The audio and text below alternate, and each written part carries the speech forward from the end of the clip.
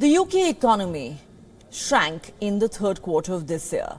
With the release of the latest official figures, it appears like the UK is in fact heading into a recession. According to the Office for National Statistics, the economic output in Britain shrank by 0.2% in the July to September period. Last week, the Bank of England said the UK economy was set to contract in the current quarter as well. This means the economy is in fact already in a recession. The Bank of England also warned that the economy could remain in recession until the middle of 2024.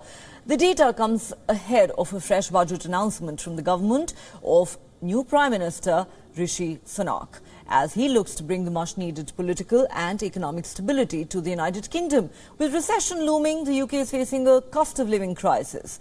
As UK inflation reaches a four-decade high of more than 10%, the country faces a winter of strike action. Workers in the public and private sectors are demanding pay hikes to match inflation and shortfalls to wage rises seen in recent years. For more on this, we earlier spoke to our correspondent Alex Isaac in London. The UK is sliding towards a recession as the latest figures show that the economy has shrunk by around 2% from 3 months until September. The Office of National Statistics released their stats ahead of the autumn statement, which is due to be delivered on the 17th. Britons will be facing cuts, taxes and a bleak winter. Chancellor Jeremy Hunt warned of a tough road ahead. And the figures are not as bad as feared after the Bank of England analysts penciled in 0.5% contraction in the UK over the same 3 months.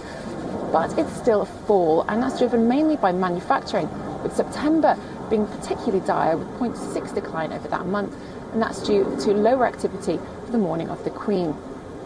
Now, with continued protests stopping people travelling and the cost of food and fuel on the rise, there isn't really much to inspire people to get out and get shopping. This is Alex Isaac for WION. World is One. Earlier, we also spoke to Dr. Nigel Fletcher, a political analyst and a historian at King's College, London.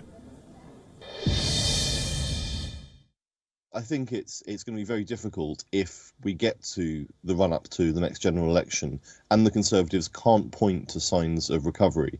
As I say, the parallel they'll probably be looking towards will be that 1992 election, where the UK economy was still in a difficult situation, but John Major was able to take to the electorate a plan and to say that, you know, we are seeing the green shoots of recovery, we're starting to come out of recession.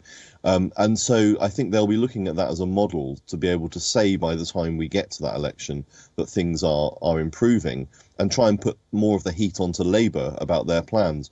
The difficulty they've got, as you say, is this issue of timing, that if the recession is still ongoing and there are very few signs of recovery at that time, that's a very difficult case to make. I mean, it's not something that necessarily will prevent them from being able to make that case. But at the moment, we're not seeing a huge return of support for the Conservatives since the replacement of Liz Truss with Rishi Sunak.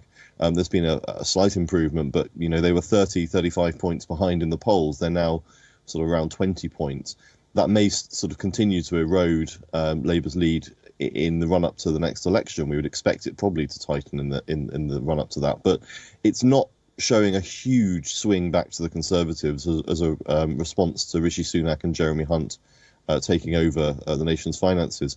And I think from talking to pollsters who've seen the effects of this, it's one of those moments. It's a bit like 1992 after the election, when we had Black Wednesday and the Conservatives lost their reputation for economic competence. And the significant thing about that is that when we got to the 1997 general election, the economy was booming. The economy was doing very, very well indeed, and it didn't do the Conservatives any good at all.